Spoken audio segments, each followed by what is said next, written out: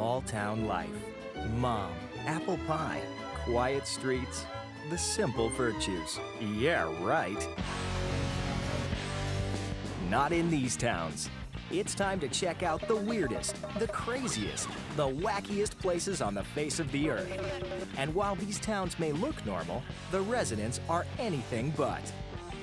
Coming up, we'll visit a Gulf Coast retirement community where fire eaters, blockheads, and other oddballs live side by side in this haven for circus folk. Then it's on to a quaint Indian village where every man's a charmer. Just ask the snakes.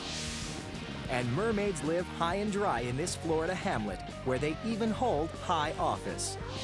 Plus, one Australian town that's so hot that folks literally live down under.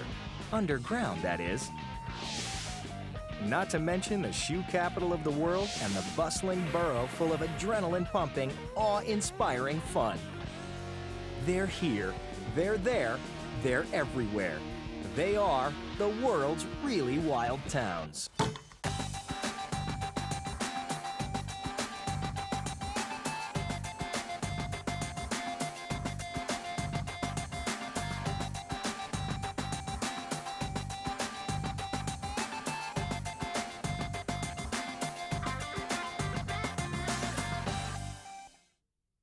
Favored by freaks, beloved by the bizarre, adored by the abnormal, a place that some of the strangest folks on Earth call home. Gibsonton, Florida has been a hideaway for giants and dwarves, fire eaters and half-women for about 65 years. A refuge for sideshow performers, where showbiz is business as usual, and human oddity isn't odd at all.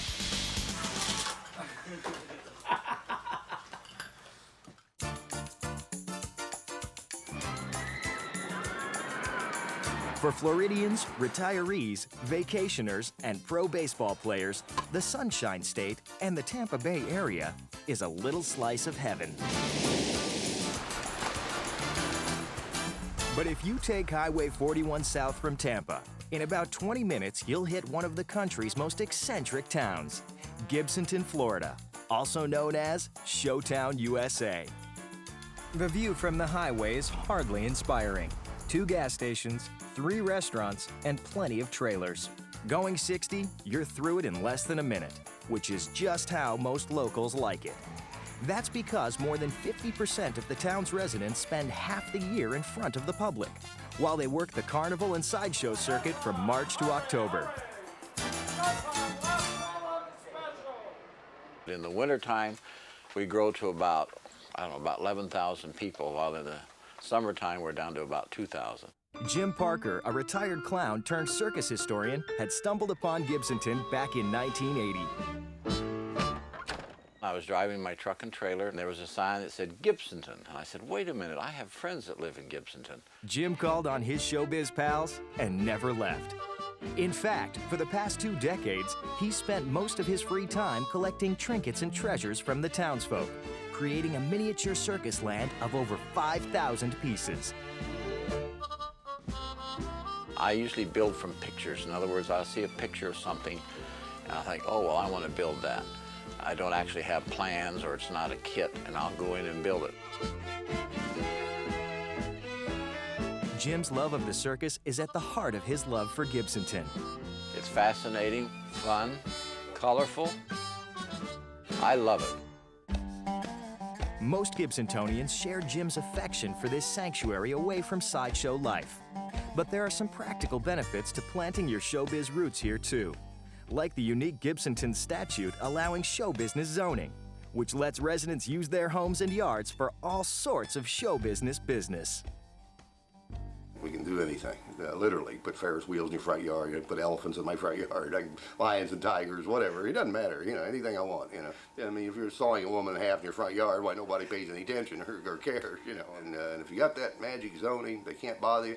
And this is the only place in the world that has it. Even Las Vegas doesn't have it. The town's liberal zoning statutes have attracted all kinds of wild acts, including Melvin Burkhart, Gibsonton's senior sideshow performer. Hi, honey. Hi. At 96 years old, Melvin still pulls off his mix of parlor tricks and acts of pain.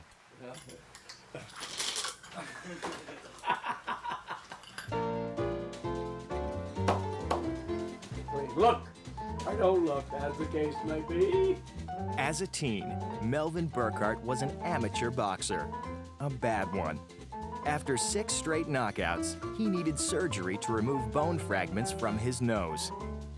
The operation created a hole from his nasal cavity into his throat, and he soon discovered a bizarre new talent. Melvin was transformed into the human blockhead. Oh, hit a bone. Well, what can you expect out of a bonehead? Burkhart's neighbors have a pretty wild act all their own. Lee and Mary Stevens bought property in Gibsonton so they could live side by side with the stars of their show, 13 Hamadryas Baboons. I'm the proverbial kid that ran away and joined the circus. And that was my dream, and I did it. You did, and I married it. Yeah.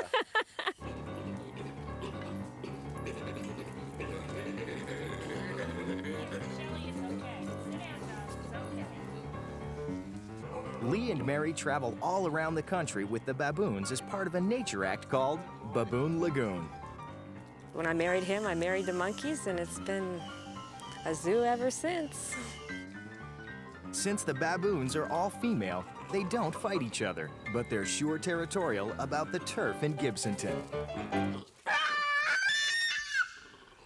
When I first went on the road, it's a legendary place. Everybody always talked about Gibsonton. The legend of Gibsonton grew tall in the 1950s, thanks in part to 8-foot 4-inch sideshow giant Al Tamayani and his wife Jeannie, the half-woman.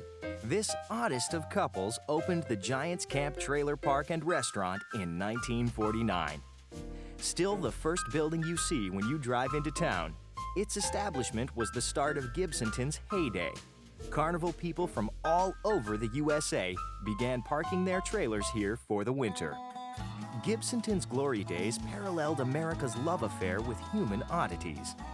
Back in the 1920s and 30s, there were over 100 sideshows touring America. Today, there are fewer than 5. But the senior sideshow citizens of Gibsonton keep hope and laughter alive in the Showtown Bar.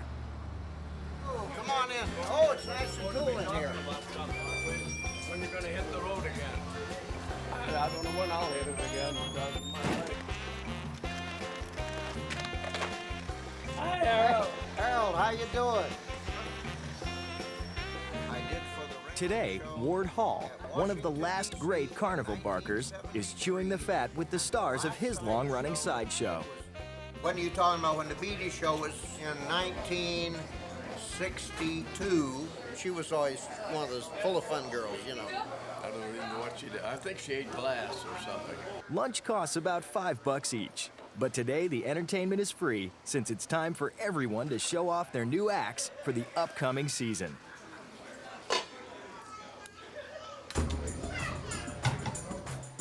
First up is Mephisto. He has a new twist on his fire eater act called the Hot Lunch.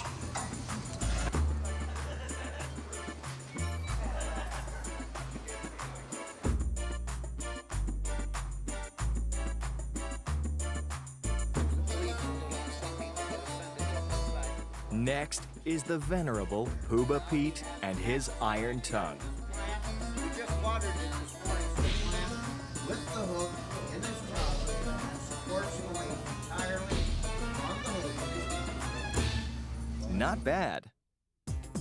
While people like Pooba Pete and a few others still hawk the bizarre, America's sideshow era is at an end. Yet in Gibsonton, Florida, the spirit of the sideshow lives on. Most people would say bizarre, strange, and unusual. And that's probably pretty accurate, I guess. And for me, it's a working man's town.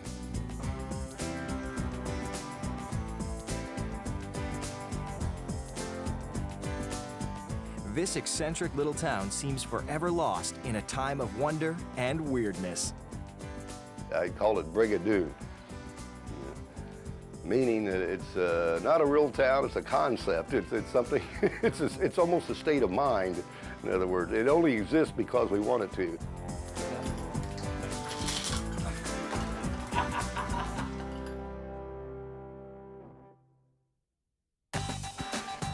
Coming up next on Really Wild Towns, an Indian village where everyone's bitten by the snake charming bug and no one ever gets rattled. And later, everybody's home gets the shaft in a bizarre underground Aussie mining town. Not a good idea to fall down one of these things. Plus the shoe capital of the world and really wild water parks. When we return to Really Wild Towns. Welcome back to Really Wild Towns, where we now travel halfway around the world to India.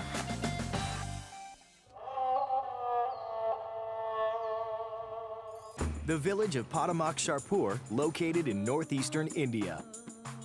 It's, well, off the beaten path. For the most part, life in this quaint village is typical for a small Indian community. With one notable exception. Potomac Sharpur's residents share their town with snakes. Thousands of them.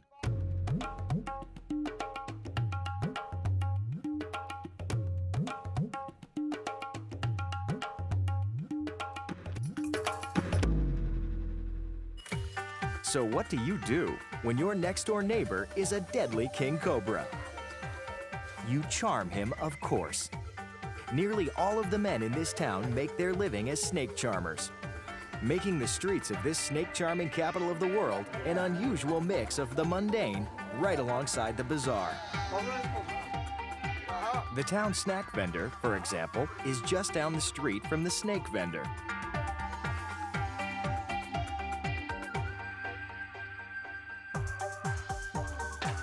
And around here, you're also likely to see people taking care of these feared reptiles, washing them, sprinkling them with water to keep them off the heat. Not to mention providing them with a dinner of what else? Snake.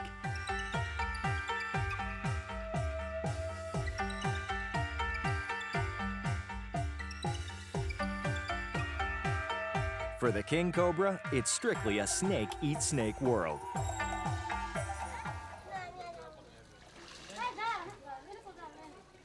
The people of the town are members of the Sapukula caste and originally lived in West Bengal until drought and hard times forced them to this region. They've been in the village for more than 50 years, though it's not quite clear how snake charming became Potomac Sharpur's primary industry. Snake charmers, of course, make their money by showing off their skills for people who are amazed by the sight of a man bending one of these treacherous creatures to his will. But in this town, everybody and his brother can do it. Literally.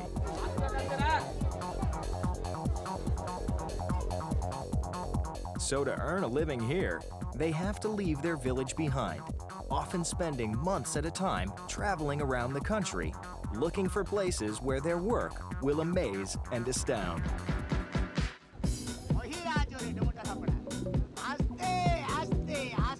This show is on the beach in nearby Puri. Lousy weather or not, the show must go on.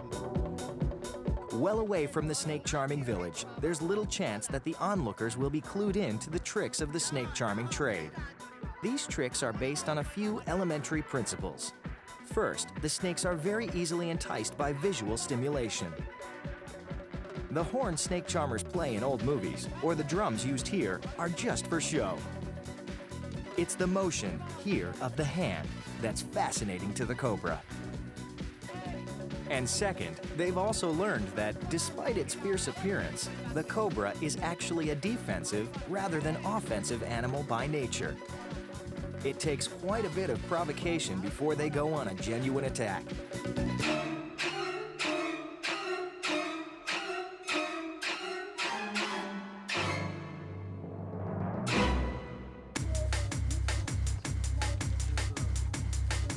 Of course, there's also one other snake charmer trick that the audience probably isn't aware of: the removing of the fangs, which renders these once deadly reptiles harmless to the men who seemingly risk life and limb by taming them. Today, though, this wild town is facing an uncertain future. with it becoming harder and harder to find the king cobras that are the charmer stock in trade. And a new Indian Wildlife Act on the books that makes it illegal to own or sell 30 species of reptiles, including the famed king cobra. All across India, snake charming as an occupation is beginning to fade away. That decline is hitting Potomac Shahpur especially hard. While the dads of the town are trying to pass along the family business, it's being met with mixed results. Some of the local boys are happy to give it a shot. Others, not so much. So what do they want to be when they grow up? ছাত্রজন, engineer, doctor.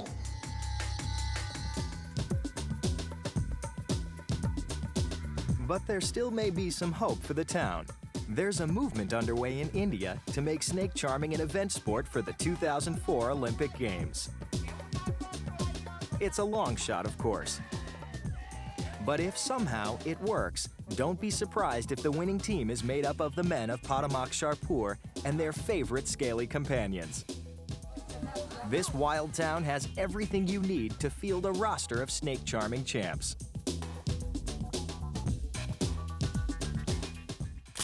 And now, a snapshot from a really wild town on the other side of paradise.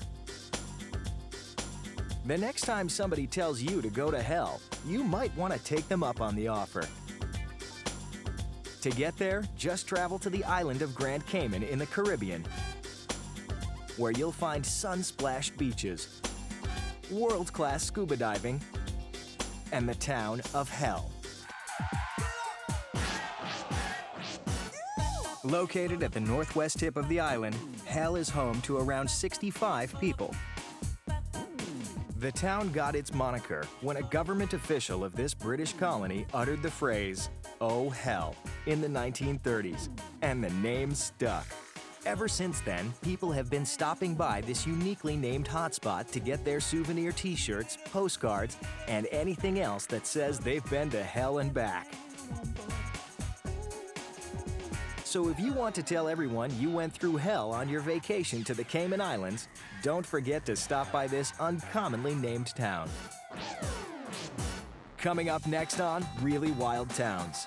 They've been sighting land-loving amphibians in the wacky Sunshine State town of Watchy for 50 years.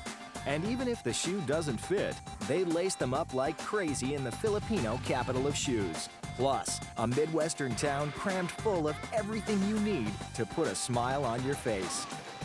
Visit the theme park capital in Wisconsin Dells, Wisconsin, when we return to Really Wild Towns. We're back with even more Really Wild Towns. In one Florida town, there's something strange in the water. Lurking just below the surface and out beyond the imagination. To most, they're the stuff of myth and legend. But here, they were first spotted for real in 1947. So enter the waters of this town only if you dare, and prepare yourself to come face to face with a mermaid. A sea of mermaids.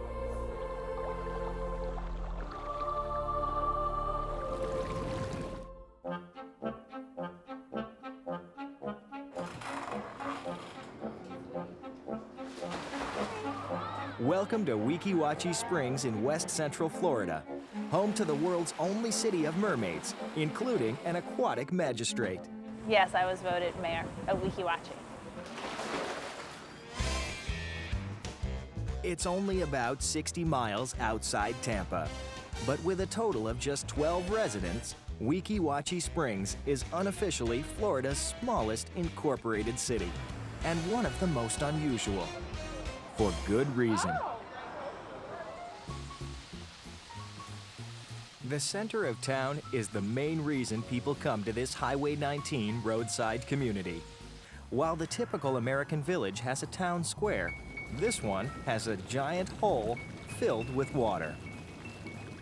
Each day, about 170 million gallons of fresh water gush through the springs, making it one of the highest concentrations of fresh spring water on the planet.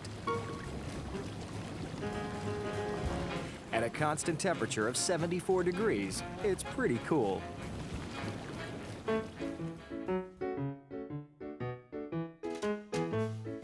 The spring is the perfect setting for the world's first underwater theater, complete with live mermaids. With 400 seats and 2 shows a day, Hans Christian Andersen's Little Mermaid is the most popular running show. Theatergoers have been enjoying underwater performances for more than 50 years. At one time, Weeki Wachee was merely a swimming hole for local residents. But in 1947, native Floridian and retired Navy frogman Newton Perry decided to turn the springs into a roadside spectacle for tourists. Perry utilized breathing tubes and air compressors he'd helped develop for the Navy, and suddenly, beautiful women clad in skimpy swimwear were creating quite a stir.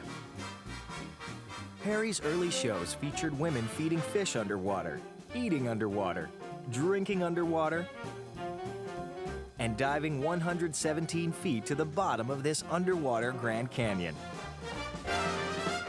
But fame didn't come easily to Weeki Wachee Spring. So in 1966, the town decided to get the recognition it deserved. Weeki Wachee wanted to get their name out there, and one of the ways to get your name out there was to be put on the state map. Even with a name like Weeki Wachee, getting on the map was no simple task. They went to the legislature of Florida and lobbied for Weeki Wachee to become a city. Therefore, in 1966, it was granted its wish and was incorporated as a city of Weeki Wachee, the city of live mermaids. But running Mermaid Town is no fairy tale for Mayor Robin Anderson. Hi, Aaron. This is Robin Anderson calling from Watchy Springs in Florida. How are you? Pretty good. The many job responsibilities of running a town that is open to tourists 365 days a year makes the Mermaid Mayor the biggest fish in the pond that is Weeki Wachee Spring. The hardest part about being mayor for the city of Weeki Wachee is definitely trying to distinguish my roles. Not only am I a mayor, but my full-time job as operations manager of the attractions. Hundreds of tourists come and go each day. But for the dozen residents who call this 250-acre mermaid town home, life goes on just swimmingly. It's really nice, you know, it's kind of nice scenery, and it's kind of nice having a natural spring as a swimming pool in your backyard. In Weeki Wachee, the crime rate is low, and the police force even lower. I'm the only law enforcement they have here on the property. And Weeki isn't the least bit wacky as a place to raise a family. I love Weeki Wachee. I think this is a great place to be. I mean, it's so natural, it's beautiful, it's quiet, it's serene. I just love being a resident here. And so do the mermaids past and present. Over the years, some of these fin-clad beauties have moved on, but often return home for the annual mermaid reunion. After all, the motto in Mermaid Town is, once a mermaid, always a mermaid. Retired mermaids who can still hold their breath for 45 seconds and perform the 3 required ballet moves swim in synchronicity and celebration. I swam here from 1970 to 1973. We can hear you in the water, and we do appreciate your applause, so thanks for coming. All in all, it's a wonderful life under the sea in Weeki Wachee. Sure, it may be the Sunshine State's smallest city, but it makes a pretty big splash. Weeki Wachee Spring, the place to dive into one of America's most eccentric towns. Coming up next on Really Wild Towns, the heat is on in Coober Pedy, Australia. So bounty-seeking miners don't just work underground, they live there day and night. And later, a Midwestern town where roller coasters and water slides will turn your stomach and make you scream with excitement. When we return to Really Wild Towns. We're back with more Really Wild Towns.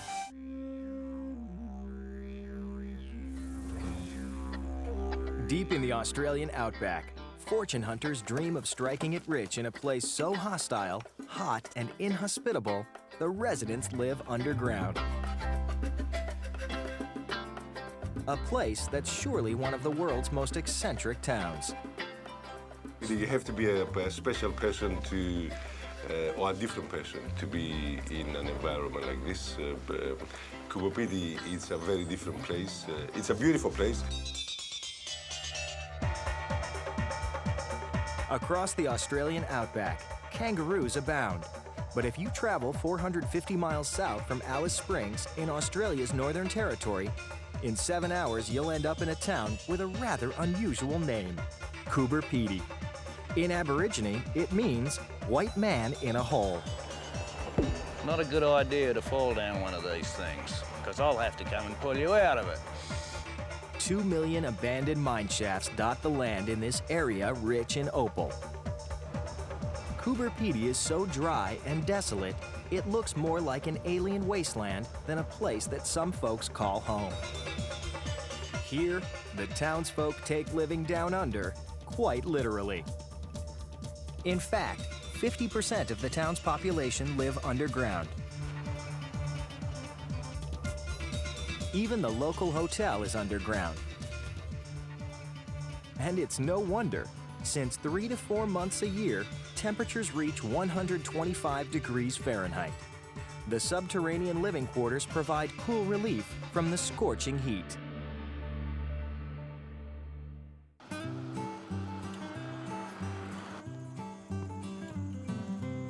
At first glance, this rugged town looks quite desolate, but it's actually home to 4,000 folks from all over the world. And well over 100,000 tourists visit Coober Pedy each year to enjoy this opal mining outback town. Coober Pedy, being the outback remote town that it is, has quite a diverse range of characters, and of course that is strengthened by the multicultural mix that we have here, 45 different nationalities. But what kind of people live in this environment? A hardy few with stars and gemstones in their eyes. You see, Coober Pedy is the opal capital of the world. In fact, 70% of the world's precious opal is mined in this area.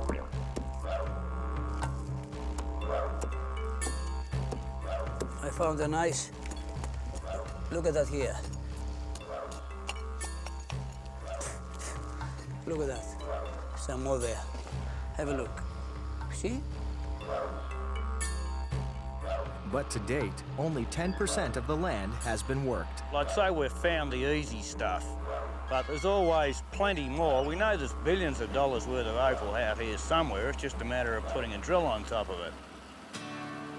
Drill holes dot the landscape. And shafts don't go to waste. The resourceful Coober Pedians move right in. A freshly drilled 5-room underground home can set you back $25,000. Or you can move into an abandoned mine shaft like the one owned by Crocodile Harry. Perhaps the town's most colorful resident. Now in my bedroom, that's my royal bedroom, a resting place. This former crocodile hunter turned opal miner claims to be Arvid von Blumenthal, an exiled Latvian baron. Now that may be a croc, but with Harry, visitors can expect a few tall tales along with a tour. That was the biggest crocodile that I shot in 13 years. Then it was 8 meters long. This one probably would be approximately 300 years old. And my record was 83 crocodiles in one night that I got.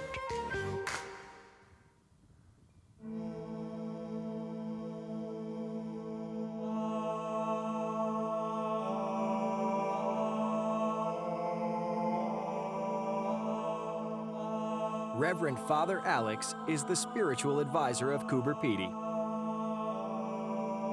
And even his Serbian Orthodox Church is subterranean. Well, the fact that the church is underground is reminiscent of the first churches of Christendom, where Christians would gather in underground catacombs. When Coober Pedians aren't mining opal, worshiping underground, or decorating their lairs, they just might be clubbing it on their greenless golf course. That's right, there's not a blade of grass on the fairways, and the greens are oiled sand. But for most, the only real thrill in town is mining. I think it's the lifestyle that keeps us here, really. We're just boys in the sand pit. We just use bigger toys than we used to play with when we were kids, that's all. It is exciting, yes. First of all, you never retire here. Keep going. Yes, there is opal in the bush, you go find them. And if you don't strike it rich today, in Coober Pedy, there's always tomorrow. Unfortunately, it's always tomorrow. From the pockmarked landscape, evidence of drilling underground, to the homes where they retire underground. It's no wonder in the afterlife, the folks of Coober Pedy keep their eccentricity alive even when they're buried 6 feet under. Coming up next on Really Wild Towns, a village in the Philippines where, if the shoe doesn't fit, they'll make you another one. And the Midwestern capital of awe-inspiring, unabated fun and excitement when we return to Really Wild Towns. We're back with more Really Wild Towns. It's another Saturday in small-town America, and there's nothing to do. Maybe you spend the day at the bowling alley, or go fishing at the local river. Or maybe you have a day of heart-pounding, unbridled fun and adventure. Welcome to the really wild town of Wisconsin Dells, Wisconsin, the amusement capital of the Midwest. Housed within the boundaries of this bustling borough are 18 square miles of adrenaline-pumping, awe-inspiring, smile-inducing, unabated fun and excitement for people of all ages. Feel like a little go-kart racing? They got it. Water park's your thing? No problem.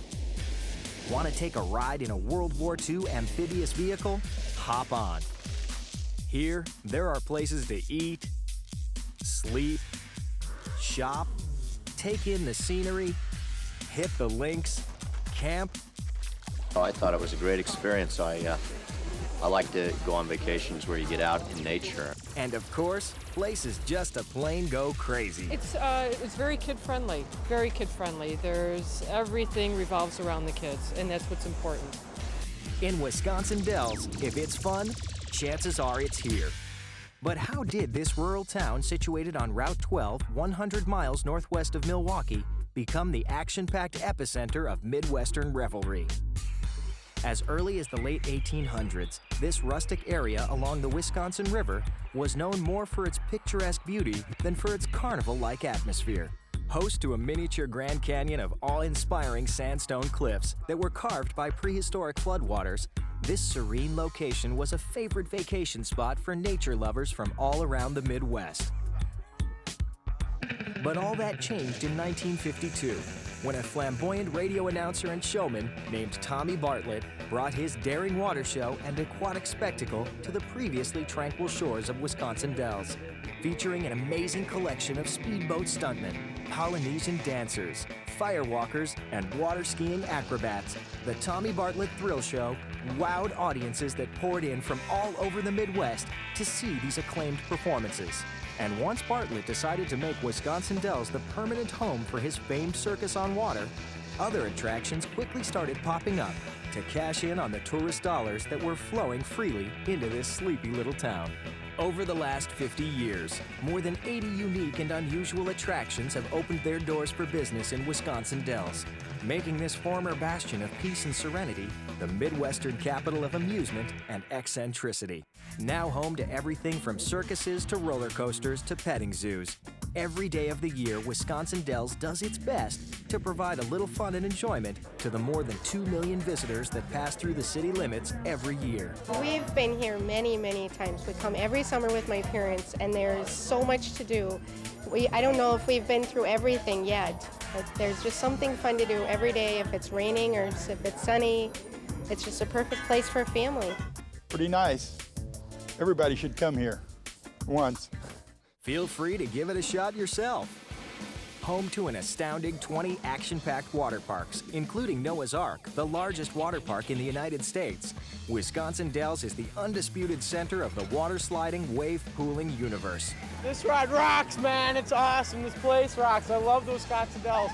It's wet and wild. It's awesome.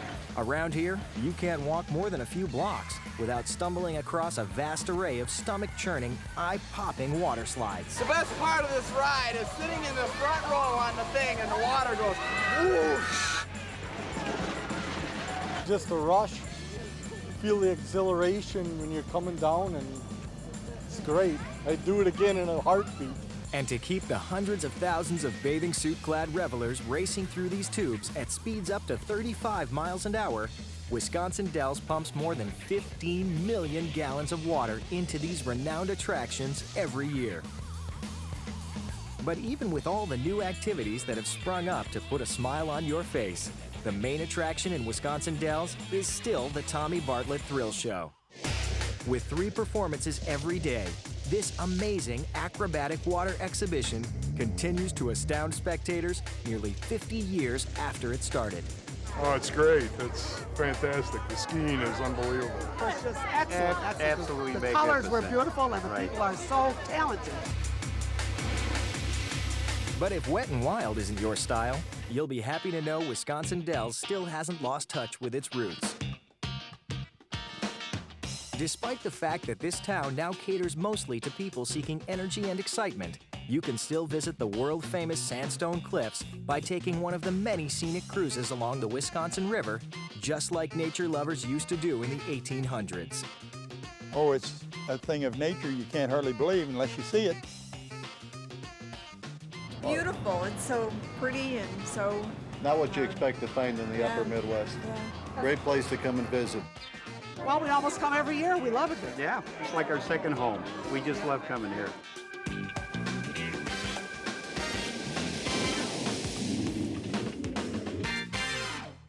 Whether you want to slide through the water at breakneck speeds, take in a non-stop thrill show of daredevil aquatic acrobats, or just sit back and enjoy the picturesque scenery, the really wild town of Wisconsin Dells, Wisconsin has everything you'll ever need to put a smile on your face. While Wisconsin Dells is the wet and wild capital of the world, we now travel to the Philippines and the tiny town of Marikina, better known as the shoe capital of the world. Did you know the average person takes 9,000 steps a day? And over a lifetime, our feet carry us about 140,000 miles. That's 3.5 times around the world. No wonder some people are obsessed with shoes.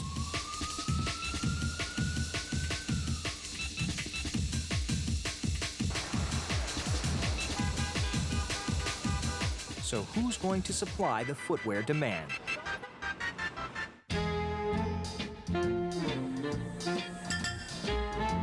There's a town in the Philippines whose business is shoes. In fact, it's a town with a shoe obsession.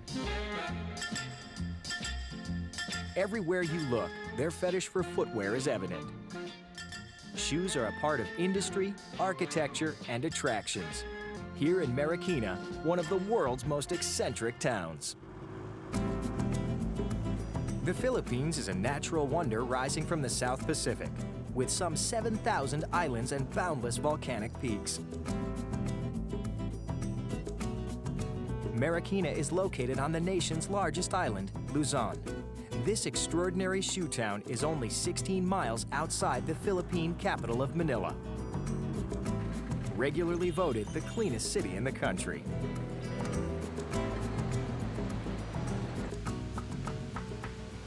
Marikina and shoemaking have long been a perfect pair. Everywhere you look, shoes, shoes, and more shoes.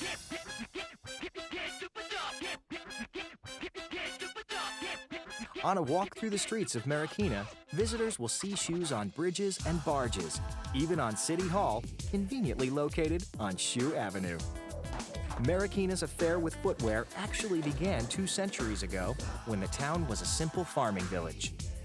Outside City Hall on Shoe Avenue, there's a statue of Captain Moy, a businessman from nearby Manila, who first introduced local farmers to the shoemaking trade, in hopes of getting a foot in the door of the shoe export business. Traditionally, Marikina would be where all the Filipinos would come to have their shoes made.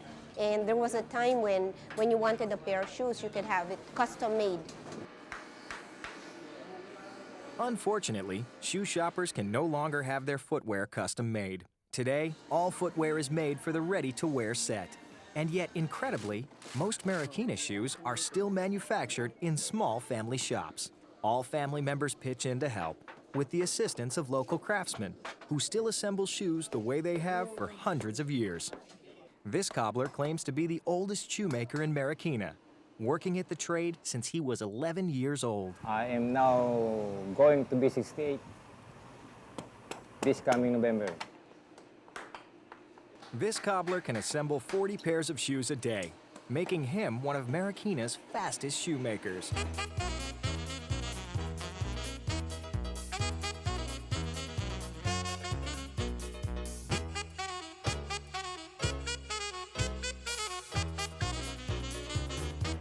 But no matter how fast he worked, he would never satisfy the demands of one of the world's most notorious shoe shoppers.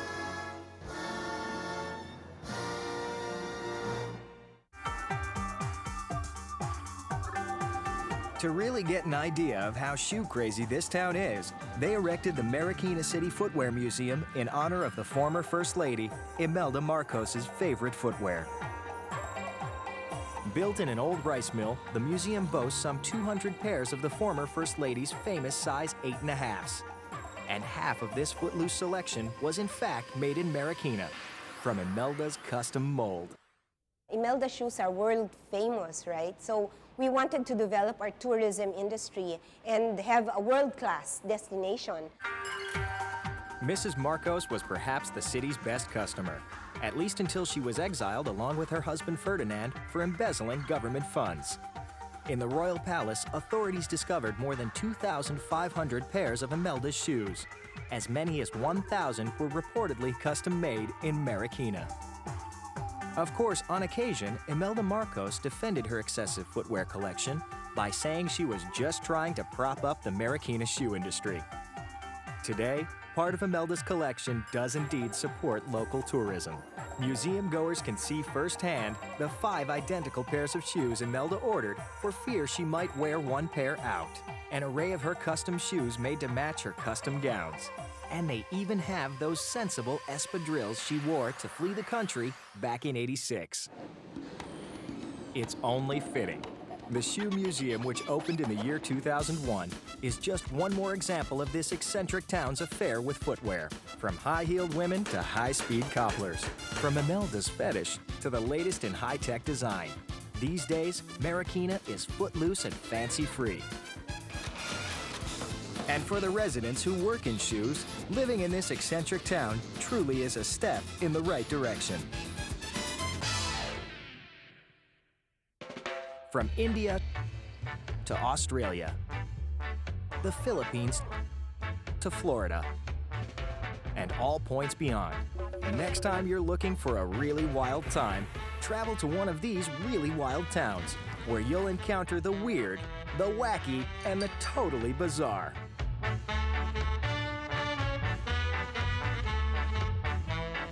One thing's for sure, small town life ain't what it used to be.